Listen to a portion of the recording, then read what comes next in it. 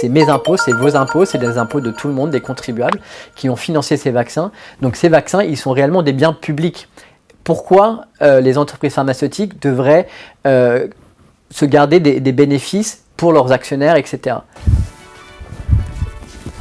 Bonjour, moi c'est Robin, je suis responsable de campagne chez Oxfam France pour Upendo.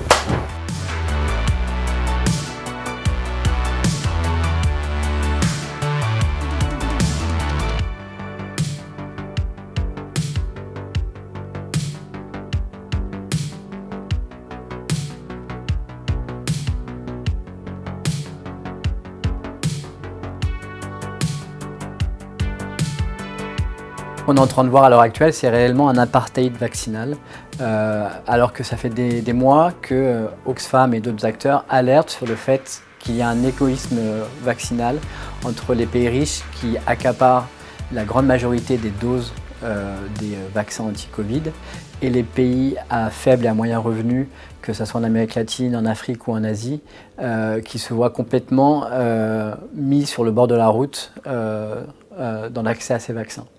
En décembre, Oxfam a alerté qu'on avait regardé déjà les contrats d'approvisionnement que la plupart des gouvernements, notamment pour la France au niveau de la Commission européenne, avaient fait avec les entreprises pharmaceutiques et on avait constaté que 53% des doses de ces futurs vaccins avaient déjà été réservées par une infime minorité de pays riches qui représentent à peine 14% de la population mondiale.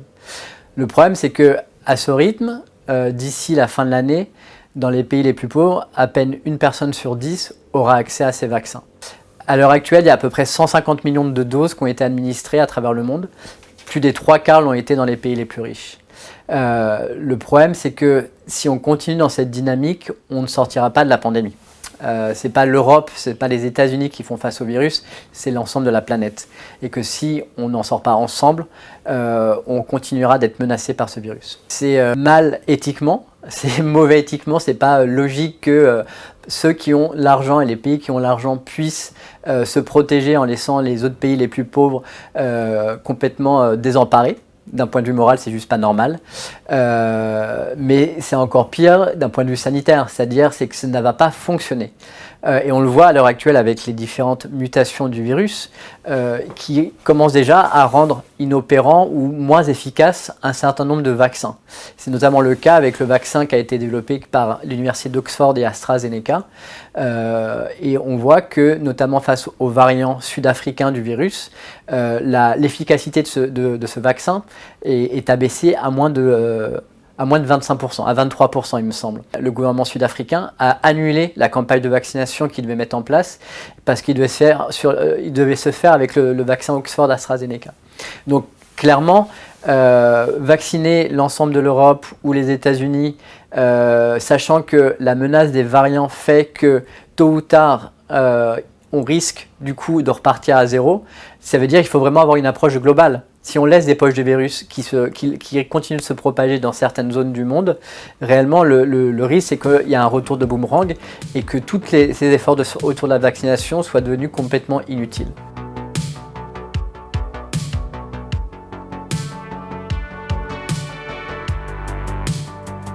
Si tout le monde ne participe pas à COVAX, ça ne peut pas fonctionner.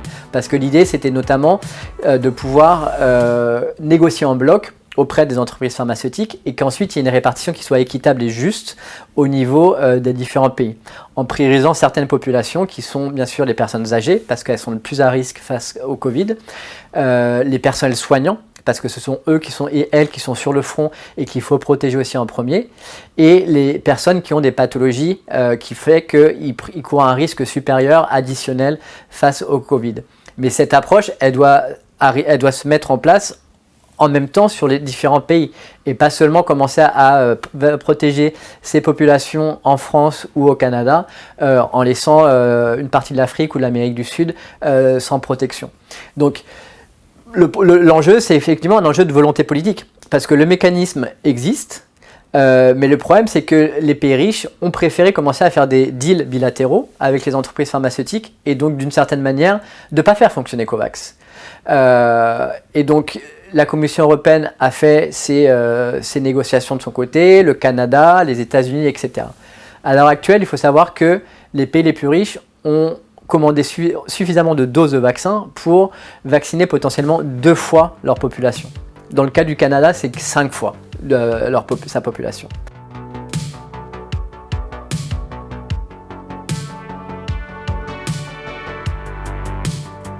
Complètement. Il faut lever les droits de propriété intellectuelle sur ces vaccins, il faut mutualiser les brevets, il faut mutualiser les savoirs et les technologies sur ces vaccins pour que chacun puisse les produire.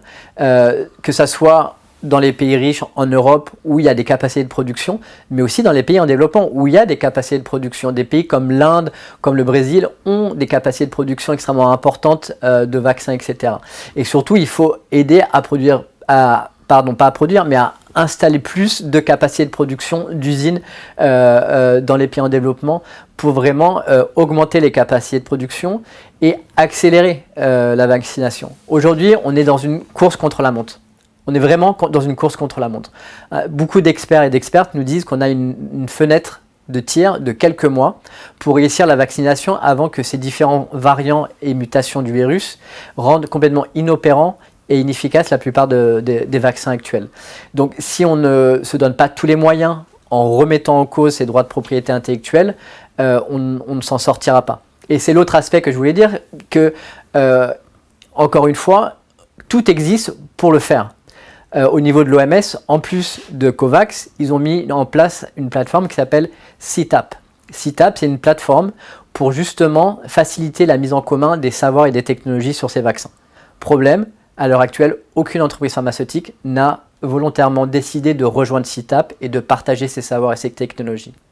Et ça ne se passera pas si les États ne prennent pas leurs responsabilités et n'imposent pas aux entreprises pharmaceutiques de jouer le jeu collectif et pas de jouer le jeu de leurs actionnaires et de la course au profit. Encore une fois, ce n'est pas seulement en plus une urgence sanitaire, il y a aussi une légitimité forte alors qu'on a financé massivement avec de l'argent public ces vaccins. C'est-à-dire c'est mes impôts, c'est vos impôts, c'est les impôts de tout le monde, des contribuables qui ont financé ces vaccins. Donc ces vaccins, ils sont réellement des biens publics. Pourquoi les entreprises pharmaceutiques devraient se garder des bénéfices pour leurs actionnaires, etc.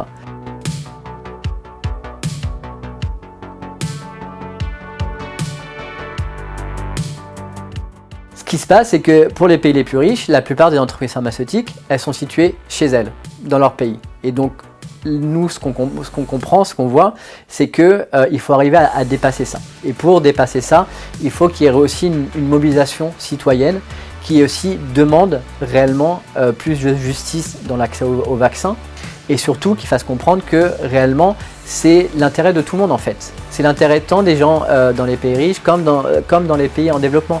C'est l'intérêt des personnes ici en France qui galèrent pour avoir un rendez-vous pour se faire vacciner parce qu'on manque de doses de vaccins, comme dans tous les autres pays d'Afrique subsaharienne à part la Guinée qui n'ont même pas encore commencé leur campagne de vaccination. Donc voilà, c'est autant l'intérêt de Lucette ici qui a 75 ans et qui veut se faire vacciner, comme des gens au Pérou, au Brésil ou autre part qui aussi ont besoin de se faire vacciner. Et donc si en tant que citoyen et citoyenne on arrive à faire comprendre ça et demander des comptes à nos gouvernements, je pense que fondamentalement les choses peuvent changer. Et c'est notamment pour ça que fin novembre, une initiative citoyenne européenne a été lancée au niveau de l'Union européenne, c'est-à-dire une pétition européenne qui cherche à récolter 1 million de signatures pour demander à la Commission européenne de faire la transparence sur les contrats qui ont été passés avec les entreprises pharmaceutiques, mais aussi vraiment d'avancer sur la question des droits de propriété intellectuelle pour que ceci ne soit pas un obstacle pour garantir un accès juste et équitable à ces vaccins à l'échelle planétaire. Donc vraiment, je pense qu'on peut faire changer les choses, mais il faut qu'on se mobilise et l'urgence, elle est vraiment maintenant.